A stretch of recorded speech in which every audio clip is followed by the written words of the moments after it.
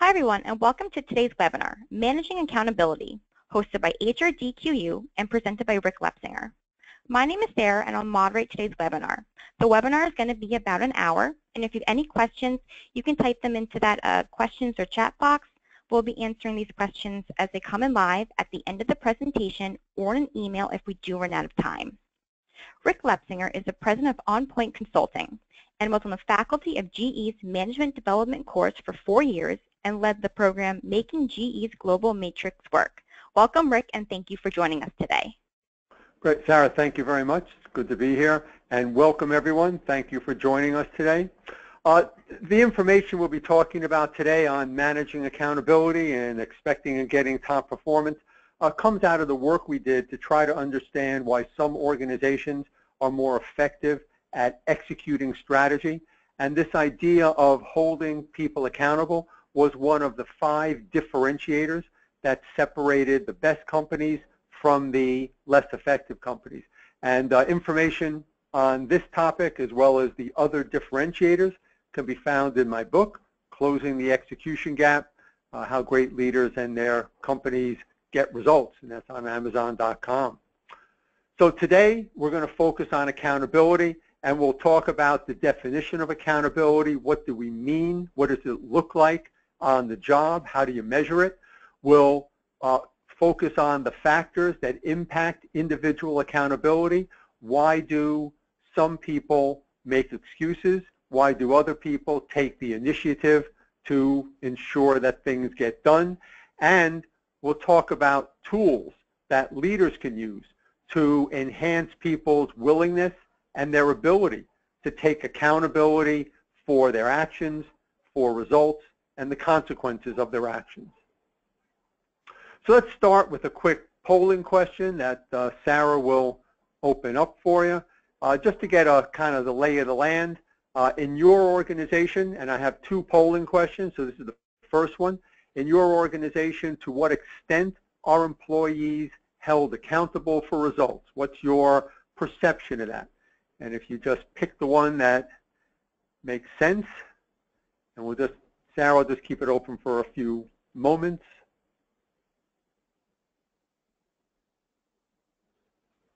Okay. So as soon as you get to 75% or so, Sarah, you could close that down. Okay, so here are the results. So, hey, it looks like actually you guys are an interesting group. You're a little bit more moderate. You know, it's the majority of people have on the moderate side, which I'm pleased that you're such honest answers. And it's almost split, you know, moderate to a high extent and moderate to a small extent. But I think net it ends up being more in a moderate extent. So that's the extent to which employees are held accountable. Let's take a look at the second polling question, which is slightly different, and it's to what extent do managers deal with performance problems in a timely manner? So a slightly different take on that. And if you just, and then Sarah, as soon as it gets to 75, you can.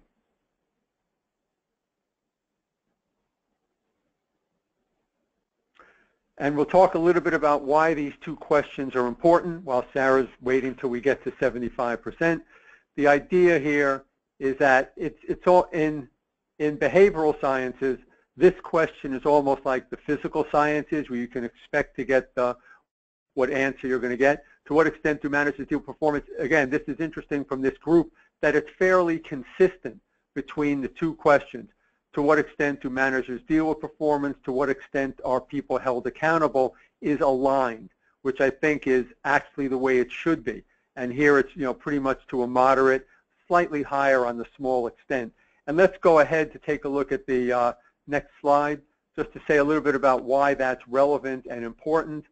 And here, because the issue here is that accountability really does make a difference. And in the study that we did to try to, of about 935 leaders, we found that 77% of leaders in the top performing organizations felt that employees at all levels were held accountable for results.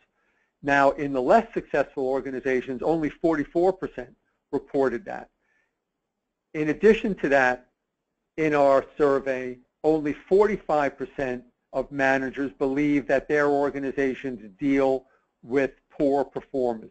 So again, you can see that the impact of managing accountability, in fact, is significant in terms of top performing organizations, but you can also see that we have quite a way to go because people acknowledge that it's important, but less than half believe that people deal with poor performance. So we're going to talk a little bit about how to make that happen. So in the chat box, just to kind of hear a little bit from you guys, if we believe and understand that accountability is so critical to team organizational success, what gets in the way? Why don't managers hold other people accountable? And if you take a moment to put some of that into the chat box, I'll see where you guys are, and I'll share a little bit about that as well. What are your thoughts? All right, so lack of training is certainly relevant there. Quite a few comments. Right, they don't have the skills. They dislike conflict, the legal concerns. If you're in a union shop, that can definitely impact. Although again, we need to talk about, or we should talk about, how you can manage accountability even in a union shop. A general theme seems to be conflict avoidance. That's what a lot of people are mentioning. Time to do it also seems to be an issue, right? The willingness to do it. Good. All right, so it does seem like the general theme seems to be around wanting to avoid conflict, and then there are also the skill, people being comfortable to have a difficult conversation. And I think that's right to put it into that category. Let's take a look at what we call the 7 tickets to slide, the 7 main reasons why managers don't hold people accountable, even though for the most part we understand that it's actually critical to success. The first is the hope that it'll get better even if I don't do anything.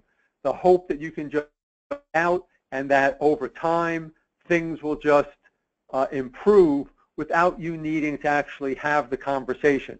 Of course, that's frequently not true and also unlikely. The second, number 2, is it's obvious I was dissatisfied. In some way, the use of indirect messaging, subtle signals and signs like tone of voice or your eye contact that lets people know that you're dissatisfied, but frequently the indirect subtle signal does not really get the message across. The third is that the need or the desire to avoid conflicts, wanting to minimize the tension, not to engage in an uncomfortable conversation or a real disagreement. People sort of just step back and say, it's not worth arguing, and maybe they go back to number 1, it'll get better by itself, I might not have to do anything about it. The fourth is that people know what I expect. They must know what I expect. Although frequently people have not clarified what good looks like and what their expectations are. And this is really a foundational element around managing accountability. If in fact you have not made expectations clear, not just about what you want people to do, but what good looks like and what standards of performance are, then it's very difficult to hold them accountable. As a matter of fact, if people make an excuse or don't do something, in some ways you could say, they're right, because they may not be able to read your mind to know what they need to do. So this is really a fundamental about clarifying expectations and standards of performance.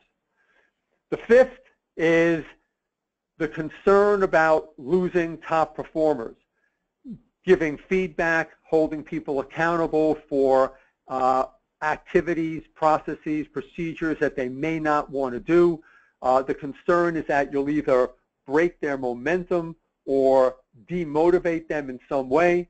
For instance, if you have a top performing sales manager who doesn't like to do paperwork and you say, look, everybody's responsible for doing paperwork, your concern is they'll say, well, I just don't want to do it and I don't want to work here, or they'll be demotivated. So rather than give them an assistant to do the paperwork, right? You need to hold them accountable to make it happen. But this concern about managing or losing top performers is a critical reason for why people don't.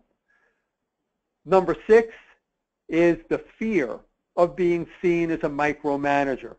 The whole idea of following up, monitoring progress, being equated with micromanaging or demonstrating a lack of trust in the other individual.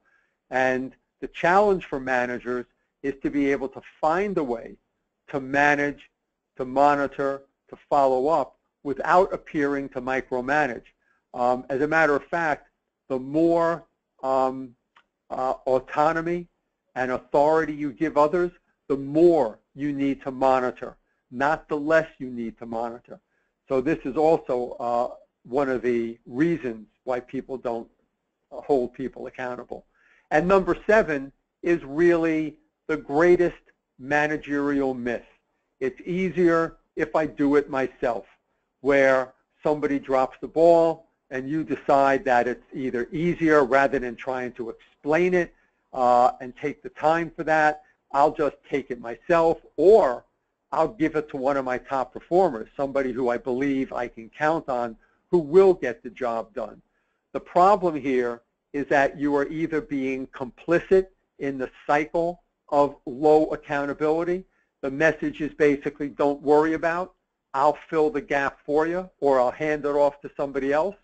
And the other aspect is that you are unintentionally punishing your top performer by giving them the assignment and not asking the original person to take it over. And that takes us to the impact of not holding people accountable. Why is it important? Some of these things are obvious, some are a little less obvious. The more obvious is the impact on productivity. If you don't have everybody carrying their weight, doing the full load, operating at their full capacity, it definitely has an impact on productivity. In addition to that, it could be that punishment of top performers where they have to fill the gap. And if you keep taking things away from the people who are not performing and not fulfilling their commitments and giving it to people who are capable, at some point they're going to wonder why they're working so hard and why there's a double standard here.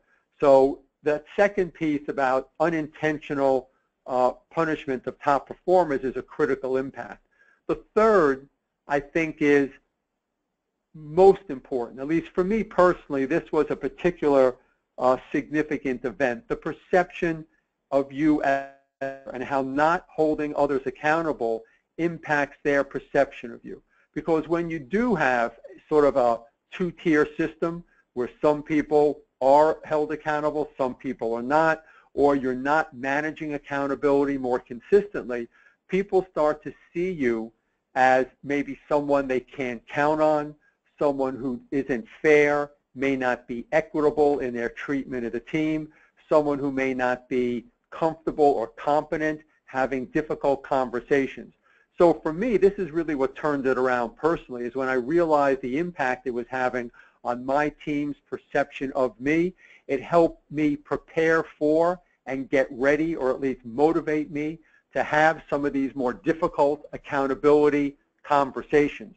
And frequently, managing accountability is having a coaching conversation, and we'll talk a little bit about that when we talk about the tools coming up. So when it comes to defining accountability, what do we mean by that? Here what we mean, and you can see from this cartoon, that accountability is really about everybody doing their fair share, everybody doing their load of the work overall. And it's also about taking the initiative, even if it's not necessarily your immediate problem, but taking some initiative to ensure that things get done on time and on budget. So the classically, what we mean by accountability is not blaming others, not making excuses, admitting mistakes, accepting responsibility, which are all accurate. But in addition, the highest levels of accountability look like initiative.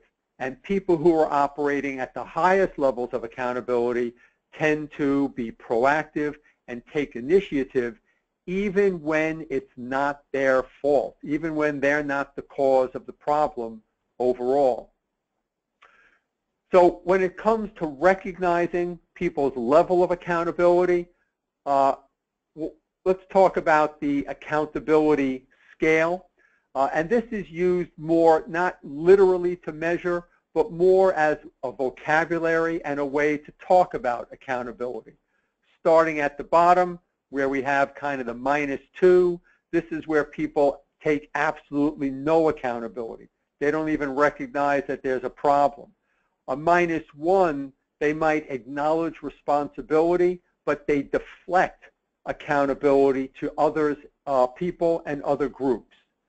When you're moving into the positive area, you have people who accept responsibility for their actions overall, and they acknowledge that. And at the highest level, they accept responsibility for actions and the consequences of those actions. So with the +1, they might say, yes, I did that, but it's who could know that that consequence, who would know that that would happen? You couldn't control that. But on the +2, people say, yes, I did it, and I'm also responsible for the outcome. So the +2, the primary focus is action and consequences. The kind of language you would hear is, I took the actions, I'm responsible for the outcome of my actions. And the general feeling is no concern, really accepting the consequence on the negative side and on the plus side. At a +1, the primary focus is on acting accountably, but they want to explain the influencing factors. They want you to understand what the contributing factors were. Typical language might be, yes, I did those things, and here are some of the factors that influence the situation. This is not necessarily making excuses. This is still accepting responsibility, but they want you to understand the contributing factors with an eye toward problem solving, not with an eye toward deflecting, but to make it more of a problem solving discussion. As you move into the negative area, this is where there's a deflection of responsibility. I did it, but it's not my fault. There are other people involved. And there's a general sense of frustration with other people and some rationalization about the extent to which they're accountable. On the -2, the lowest, this is focused on blaming and denial, blaming others, denying they had any role in it. Typical language is, it's not about me, it's all about the other person, and they tend to demonstrate high levels of defensiveness, explaining behavior, rationalizing away, finger pointing at other people. So let's take a look at a couple of cases to give you a chance to kind of play around with that rating scale. And in this situation, I'd like you to take a look and see what's the level of accountability that Rhonda is operating at. So this is Rhonda. She's a sales associate for a company that sells talent analytics software. Rhonda works from home and has been trying to close on what would be the biggest sale of the year for her. As Rhonda starts her workday, she gets an email from the prospect who tells her that they decided to go with another vendor. A few hours later, Rhonda's boss calls and asks if she heard from the prospect. She says she just got the email and the prospect selected another provider. Her boss doesn't say anything. Rhonda acknowledges that it was her job to get the sale, but blames the development group for not setting the demo up correctly and the finance department for not getting back to her promptly about the discount requested by the prospect.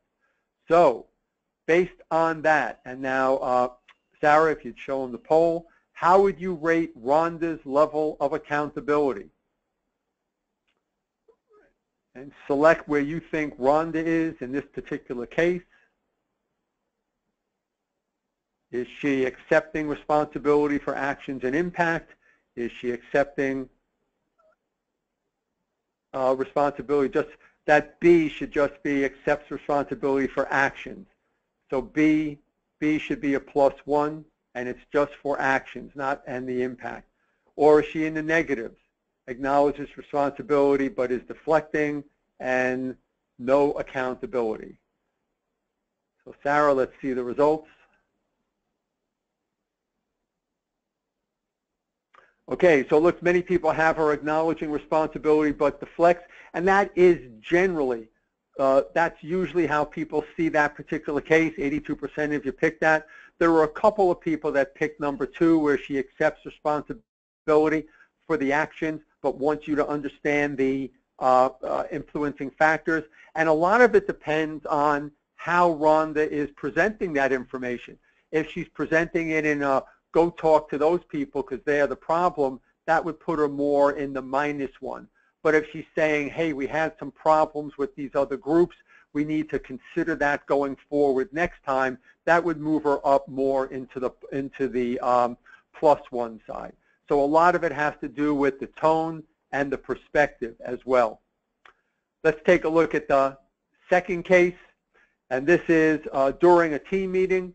Each manager provides an update on his or her coaching activity, and when it's Sheryl's turn, she says, I committed to meet with each of my direct reports at least twice a quarter, but I didn't do it last quarter. My manager's manager put me on a special project which required extensive travel in Asia. When I'm away from my office, time difference makes it difficult to schedule coaching calls. It's just a schedule problem I ran into. I commit to rearranging my schedule and leveraging technology to get my coaching schedule back on track by the end of the week. I'll also make up the coaching sessions I missed. So let's see the polling question on that and see where Sheryl's level of accountability. Once again, option B is accepts responsibility for actions, and impact does not belong with action B. It's actions only. Pick which one you think would be most appropriate. I see some people chatting it in there as well. So we have some C's and B's and A's, a little bit all over the place. Sarah, as soon as you get over 60, why don't you show me what you have? Okay. Oh, look at this. You guys are very generous. Definitely on the plus side, and I would agree with that. Most people put it at the B. That would be the +1 on the B level because they see her explaining the rationale and the influencing factors. However, those of you who picked the +2, I was reading the case, you probably heard the tone as more problem-solving in nature and accepting the consequences and recognizing the consequences and making commitments to address it. So again, a lot of it depends on how you hear it and their tone of voice and what they're pressing toward. But if you gave her a +2, I think that could work pretty well in this regard. So let's go back to the slides. So now we come to, well, why don't people take responsibility? If we know that it's important and we understand the impact of not holding people accountable, why don't people just step up when it's time? Why do people make excuses in the first place or feel they need to make excuses in the first place? There's 3 basic reasons. The first is the desire to preserve self-image. Now, each of us sees ourselves in a certain way, and we want to present ourselves to others in a certain way. We have a certain self-image, a certain self-perception.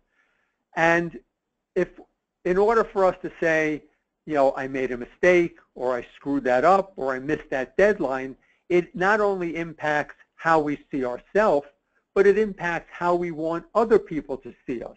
So rather than say something like, you know, I guess I'm just not a great project manager. You know, I keep missing the deadline. I guess I'm not very good at organizing the work and, you know, tracking and monitoring progress. We say something like, well, you know, I would have been able to get the project in on time, but we were short a couple of people and we didn't get what we needed from the other group. And we do that and we make that excuse with a desire to preserve self-image, how we see ourselves and how we want others to see us. And by the way, that's important to know as you're trying to manage accountability. The awareness that if you put people on the spot and you create defensiveness, you tend to then motivate them to sort of make excuses and defend in order to maintain self-esteem in general. So you're trying to not adversely impact self-esteem and self-perception in order to get them focused on the problem. The second is around social loafing, which is an interesting phenomenon. And especially as work becomes more virtual and geographically distributed, where people are not co-located, this phenomenon of social loafing is becoming even more prevalent. This is the idea that when people believe that you cannot connect, or that others cannot connect their effort to a particular outcome, or do not have an expectation for their performance, they tend to put in less effort and take less accountability. So for example, just to share one of the studies with you, they took a look at swimmers in a 4-person relay, and when you called out the times of each swimmer in a way that they could hear it and they knew that the audience could hear it, they tended to swim faster than when those times were not called out. In addition to that, when you swam an individual medley, you swam faster than when you swam in a 4-person medley. And again, the idea being others would sort of pick up the slack. So this idea of social loafing is when expectations are not clear and when people believe that either no one's watching and or no one can connect their effort to the overall deliverable, they tend to put in less effort. The last is around locus of control. And this is a belief, the belief that either with a high locus of control, that your actions determine the course of your life, that your decisions, your actions determine what happens in your world. A low locus of control basically is about, it doesn't matter what you do. It only matters, the environment, the economy, what other people are doing. That's what determines the course of your life. And people with a high locus of control tend to believe that they can direct their actions. People with a low locus of control might take lower accountability because they believe it's not up to them anyway. Neither one of those extremes are actually ideal. You're really looking for something more in the middle, because you do want to believe that you have some control over your life and the direction it takes. But at the same time, you have to recognize that you're part of a system, and you may not have total control of what's going on around you. So it's helpful to understand these excuse factors, because being sensitive to them can help you better manage accountability when we start to talk about some of the approaches and some of the tools. We've been talking about this whole idea of setting expectations. And one of the things we know is that leader expectations really do drive the performance of others. So this whole thing starts with expecting top performance. And many of you may be familiar with the Pygmalion Effect. It starts with the Greek the Greek myth, which is on the right, about Pygmalion, who was carving a statue, fell in love with the statue. The gods took pity on him and brought the statue to life. That same idea about the self-fulfilling prophecy was in My Fair Lady, which Professor Higgins had a bet that he could turn a lowly flower girl into a great lady. And the idea being is because he felt she could do that, she was able to become more than she was. So the idea here is this Pygmalion effect is really the impact of expectations. So it's not just about managing accountability, it's about setting positive expectations, the belief that people are capable and can perform at high levels. Positive expectations produce greater confidence, which results in greater effort, greater persistence, higher performance. Negative expectations tends to have the opposite effect. So it tends to impact self-esteem, willingness to take risks, and confidence in themselves. So this whole idea of expectations really started a whole movement where in management science people said, well, if it's all about expectations, all we have to do is train people to have high expectations.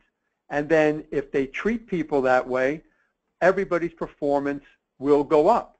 So here's what we found, is that these are leadership practices that enable people to meet high expectations. And this is sort of what came out of the study. And I'll also share with you let me share with you a previous study as well, just to give you the background. The earliest studies on this Pygmalion effect started with a study with fourth grade teachers, where they took a look at the students, divided, and for each fourth grade teacher, they divided 20 students into two groups of 10, and they said to the teacher, this group of 10 has been tested, everybody's been tested, this group of 10 has been identified as late bloomers, and if in fact at the end of the year, you'll notice that they will be high performing, they will really bloom and learn and grow. This other group are just normal kids, and they'll develop naturally over the course of the year. At the end of the year, they tested all the kids again, and each of the children that was identified as a late bloomer, they all did better than the children that were identified as normal, regular kids. So here we're seeing the impact of expectations. The interesting thing about the study and the story is that in reality, there was no difference in the groups of children. The only difference was in the mind of the teacher. And over the years, that study has been replicated in the military, in a business environment, where the only difference was in the expectation of the manager or the trainer or the teacher. There was no difference in the actual individual. So having expectations can definitely impact performance. But what exactly are leaders doing? They're doing 5 things. They're maintaining self-esteem, setting challenging goals, they create a supportive environment, make eye contact, involve people in the conversation, they focus on recognition, and they provide constructive feedback as well as in general. So again, in the management science world, once we figure this out, all we have to do is train managers to do these 5 things, and everybody's performance goes up dramatically. The problem is that once we frame people in a certain way, if we see people as a poor performer, we can't necessarily just pretend that we don't think that. We can't just change how we feel and all of a sudden use these behaviors because we see them as a poor performer. With top performers, it's easy. We have confidence in them. We believe we know that they can accomplish the task. As a matter of fact, if a top performer makes a mistake, we generally react as, hey, a learning opportunity. They'll bounce back. If somebody we see as a poor performer makes a mistake, all we do is go, there they go again. They can't get out of their own way. They keep on making mistakes. So again, we see people differently. We label them in a certain way, and it's hard to change. So what we need to do is be able to break the cycle. And we can't just pretend that we think they're capable. We have to behave in a way that demonstrates that. So 3 things: assume value, start with the strength, and make the unconscious conscious. Assuming value is really about focusing on the positives.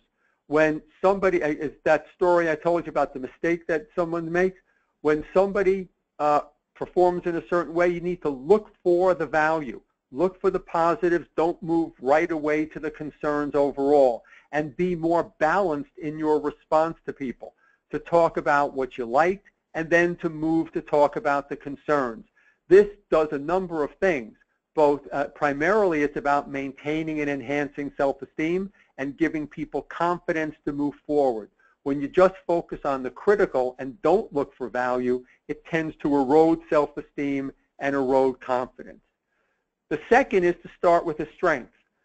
Focus on what the person currently does well. In other words, if you want to be able to provide constructive feedback, involve them in the conversation, set challenging goals, focus on something they do well. So when you set a modest stretch goal, you can have authentic confidence that they can make that leap, because you're starting where they're capable and competent, and you're only giving them a modest stretch.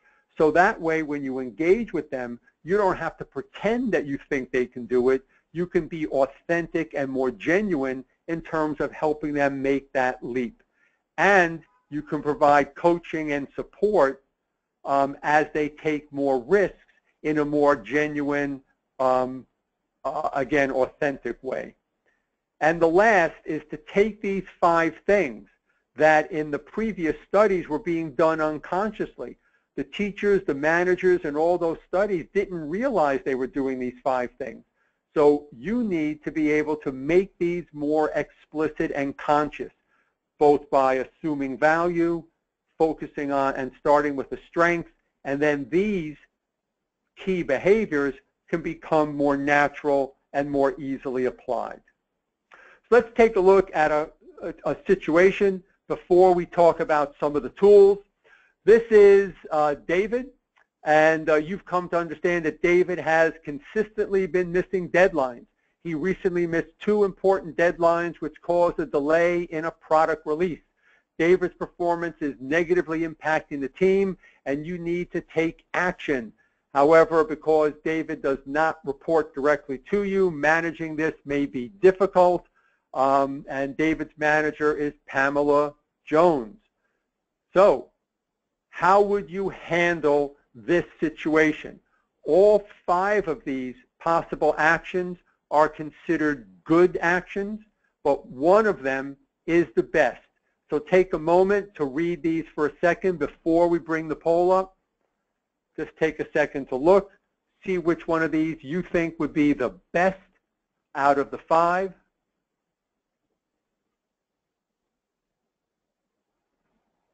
All right, and Sarah, why don't you just open up the poll?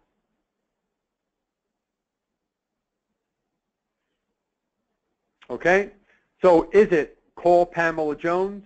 Is it send David an email? Is it ask David what's he going to do to get this thing back on track? Is it clarify your expectations? Or is it hold a virtual meeting to talk about the importance of meeting deadlines? Pick the one that you think is the best response. All right, and Sarah, when we get to about 65, 70%, you can close it.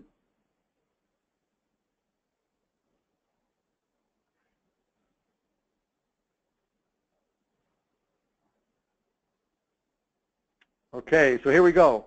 Okay, so the majority of people picked E, clarifying your expectations. I'm glad nobody picked send an email. Let me just see in order. It's E and C, A. Okay, great. Let's go to the items. Most people picked E.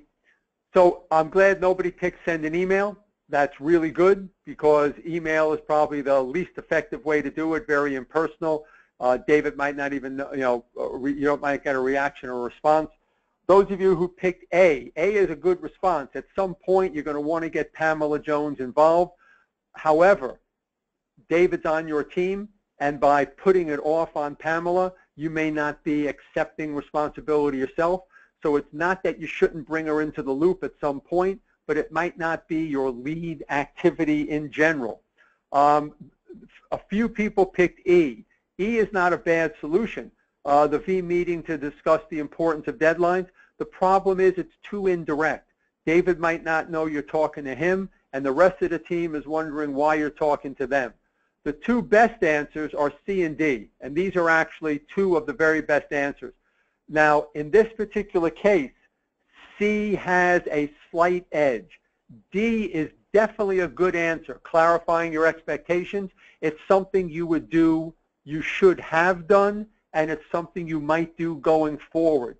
But in this moment, David has missed the commitment and dropped the ball.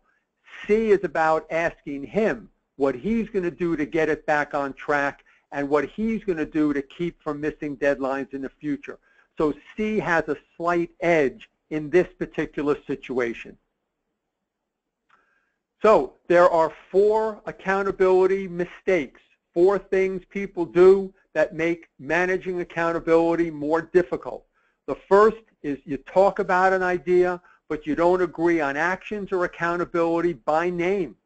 And thereby people just assume someone else is going to do the work. If you're working virtually, this becomes even more likely. The second is you agree on actions, but you don't really discuss the due date. Now again, we do this because we know everybody's stressed. We know they've got a lot on their plate, so we don't want to seem too hardcore. So rather than say, I need it on Wednesday, we say, as soon as you can. And the problem is that they just interpret that to mean as soon as I can, and you're setting yourself up for a difficult conversation anyway. Better to specify when you need it and problem solve it in the moment than try to work it out after they've missed the commitment.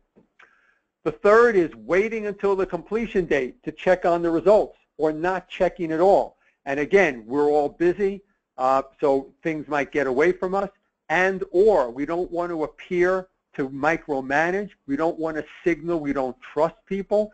So too much checking, too much monitoring, it might be a concern.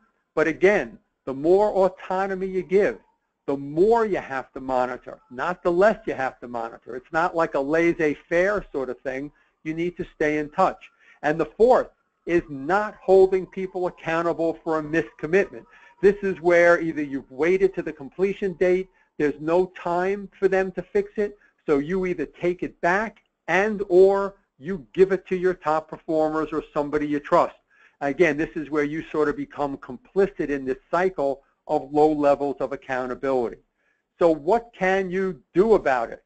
Your first set of tools is around setting people up for success. And here we have the ATC model. Think of it as air traffic control. Very practical, straightforward actions. The A part is be clear about your actions and your expectations. What do you need people to do, and what does good look like? And make sure that the action and the person is linked together, the who's going to do it. The next is the timetable. Be specific. Again, you want to be kind and considerate with people, but don't set up another problem. Even saying something like, I need it Wednesday, is too broad and general. If you need, because you might need it at noon. And you say, where is it? And they say, well, you said Wednesday. I have until the end of the day. Be specific about when it's needed and problem solve around it. The checkpoint is, again, one of your simplest, most straightforward tools with a high impact. This is where you mutually agree on key milestones about when you're going to check in. The frequency of the check-ins will depend on the complexity of the task, the skills of the individual, how important this is overall, but you set some place along the way to check in. At each checkpoint, what you're doing is you're integrating project management and coaching. So you don't have to find additional times to coach or additional times to provide feedback. You're building it right into the project management process. And you're able to not only provide coaching and feedback, but you're also able to do course corrections. So at each checkpoint, you're able to connect with the individual, you're able to provide recognition and or constructive feedback, and problem solve if things are getting off track.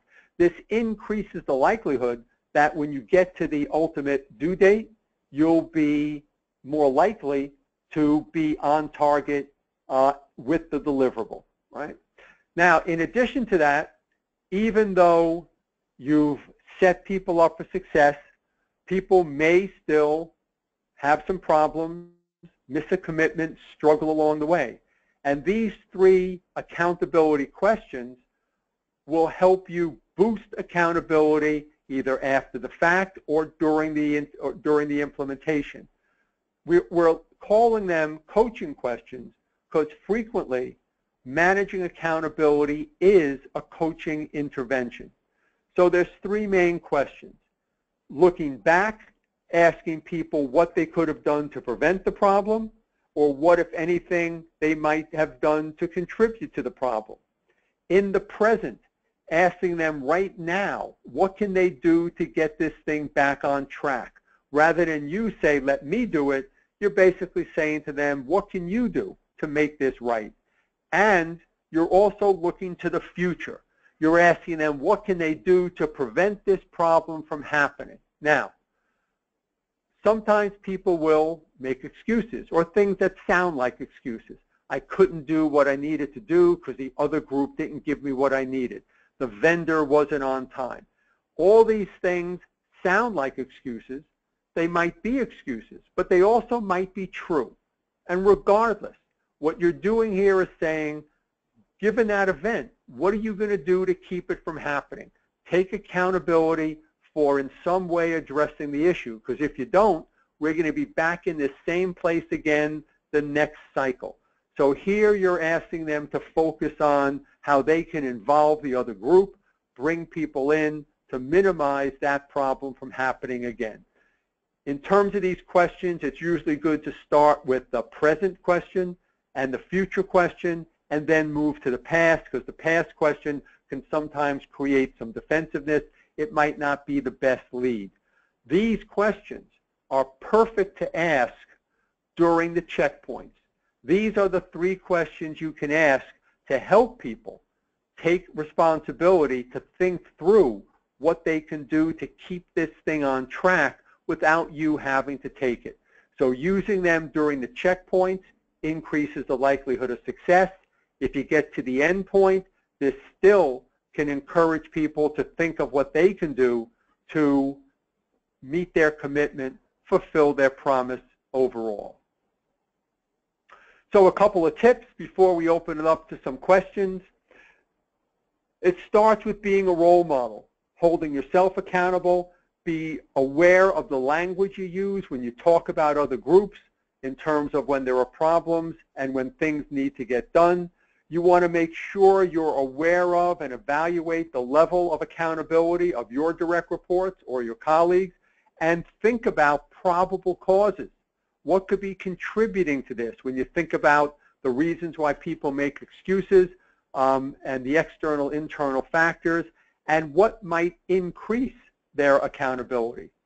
You also want to create an environment that encourages honest communication about problems early on.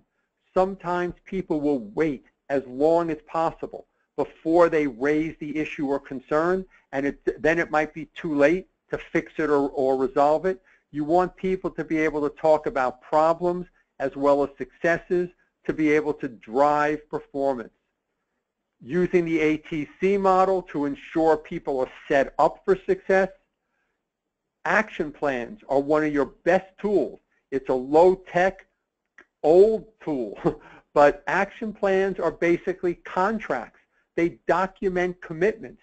And if you're talking about which action, who's responsible by when, you're summarizing your agreement. If you post them where everybody can see it, where it's transparent, you're also getting at the social loafing issue, because now everybody knows what everybody's supposed to be doing and working on.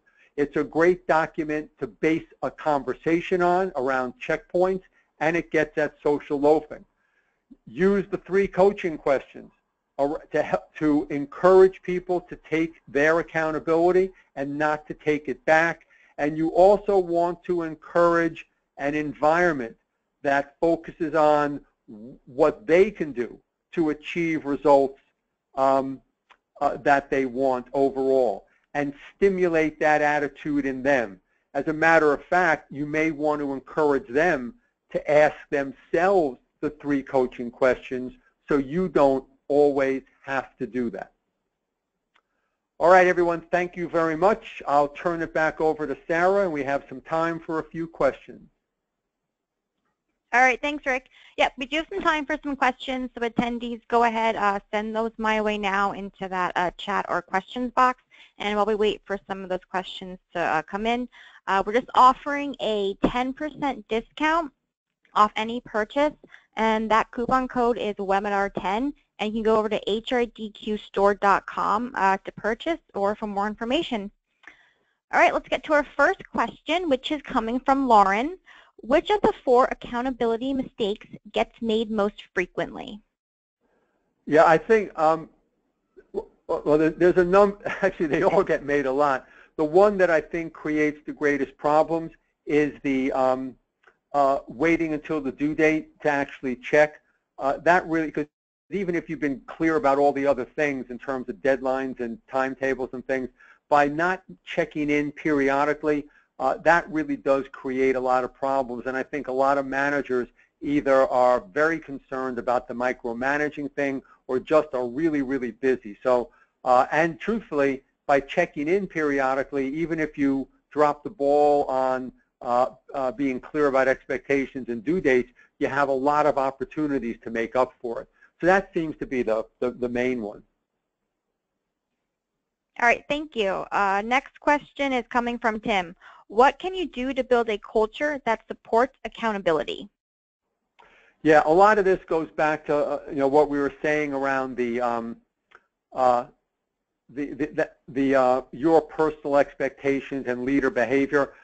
Part of it has to do with not just focusing on your top performers and ignoring the below standard performers. We like, it's easier to work with the stronger folks. The people who need most of your attention are the ones that are struggling a little bit. Focusing on those 3 main areas around assuming value, being more balanced in your expectations for people, both recognition and giving constructive feedback, and using those 3 coaching questions to stimulate their own need and ability to take accountability, I think works pretty well. So setting people up for success, using the coaching questions, and then the leader being more balanced in terms of assuming value and using those 5 leader behaviors, I think goes a long way toward that. All right, wonderful. Next question is coming from Sandy. Manager shies away from accountability for the reasons you have provided. How do I go over his head without him reprimanding me to require accountability for those I supervise? Sorry, I'm not sure I understand. You want to go over somebody's head to require accountability? Read that again. I'm not sure I understand that question. Sure. It says, how do I go over his head without him reprimanding me to require accountability from those I supervise? Okay, well, again, want to type in anymore? Yeah, the way I understand the question, if these are people who report to you and part of your team, to me, it's, again, I may be missing something in the question, but it's in your regular daily interactions to be able to, again, you could use those 3 accountability questions to say, where are you now? If they're on track, just to, provide recognition and say, good job. If they're off track, say, what are you going to do to get it back on track? And if they're running into problems, how are you going to address the problems and make it that kind of conversation? If these people don't report to you, if they're colleagues, those same coaching questions can be used with colleagues. They're perfectly appropriate to talk to peers. They don't always have to be downward questions, but asking someone, what are you going to do? What are we going to do to get it back on track? What are we going to do to avoid the problem in the future? How could we have contributed to this? How could you have contributed to us? It's still a good question, laterally or downward.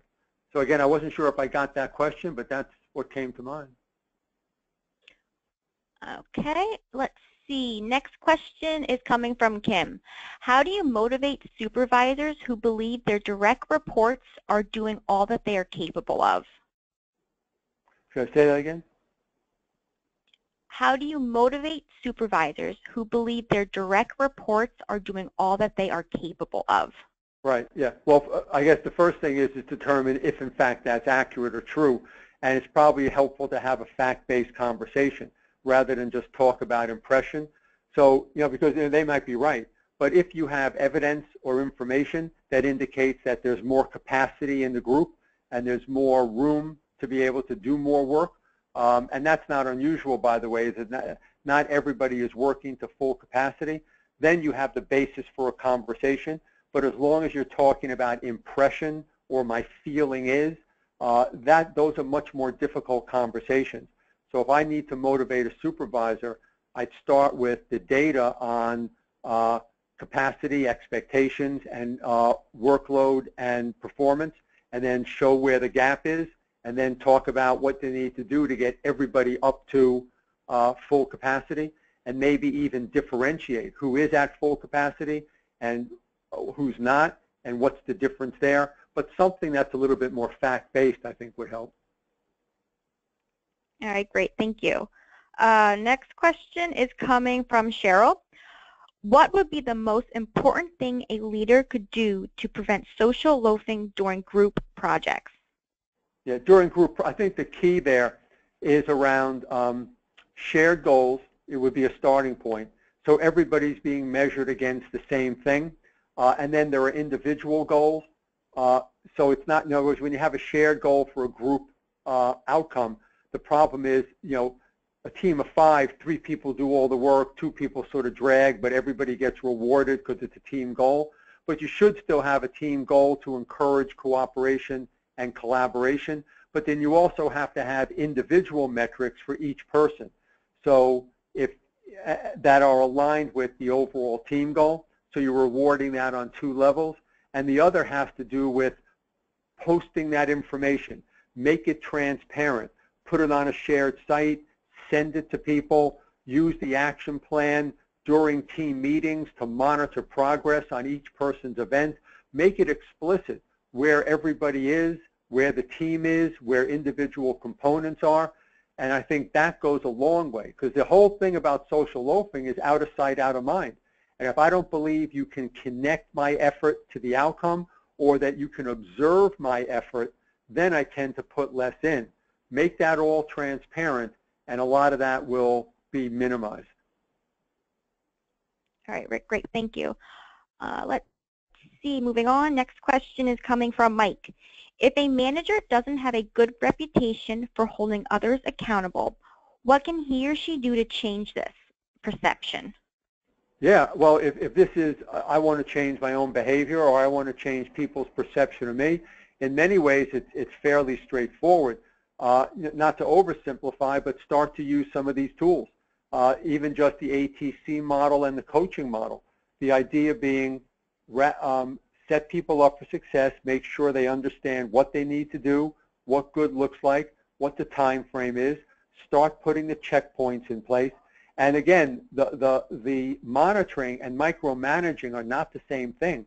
If you're monitoring, especially at these mutually agreed upon checkpoints, you take the sting out of it, because it's not like I'm checking up on you, and it's not like I'm just appearing out of nowhere to see how things are going, but we've agreed that we're going to talk at this particular time. That makes it less micromanaging. And if the frequency of the checkpoints are commensurate with the person's capability and experience, as opposed to I'm working with an experienced person and I want to meet every day, that may make sense if it's a brand new thing or if it's a high visibility thing. But in general, you want to make the checkpoints commensurate with experience and other factors. And then the coaching questions are a great way to manage accountability. Managing accountability isn't about being, hard-nosed and, putting people and saying, hey, you didn't do it, so now you're going to get the consequences.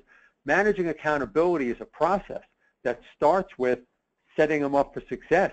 Because if you wait until you fail or screw it up to then say, I'm holding you accountable, I'm going to give you the consequences, you've missed the boat. It's about avoiding. Managing accountability is about avoiding getting to the point where something is missed or something isn't done well. That's what you're trying to make happen. All right, wonderful. Thank you, everybody. Those were some great questions. Rick, would you just like to add any final thoughts then before I go ahead and wrap up then? Yeah, I just wanted to thank everybody again for joining us. And again, more information on this whole idea of managing accountability in my book, The Execution Gap, and you find that on Amazon. So thanks again. Thanks very much, everyone. All right, thanks again, Rick. And everybody on the line, if we didn't get time to answer your questions, we're actually going to send those over to Rick, and then we'll actually send those out next week with Rick's answered questions. So we appreciate your time, and we hope you found today's webinar informative. Thanks.